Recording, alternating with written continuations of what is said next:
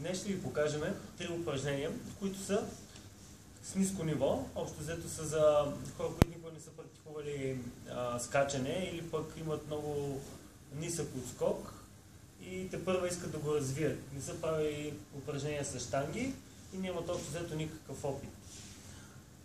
Започваме с първото упражнение, което е подскоци от глезени.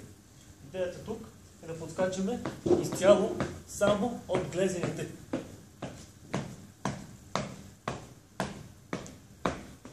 Идеята е, пак повтарям, да подскачаме изцяло от глезена и да минимализираме сгъването в коленете, както и навеждането на трупа. Другото упражнение, което ще ви покажа, е скок с повдигане краката до гърдите, което се извършва по следния начин.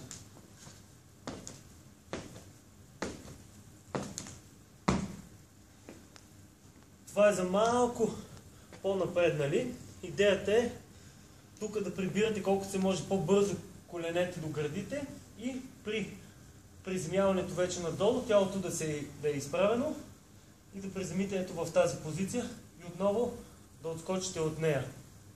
Бърз контакт с земята се цели на упражнението.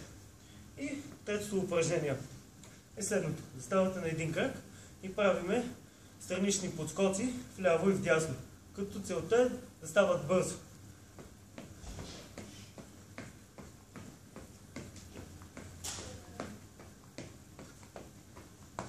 Съответно и на другия крак.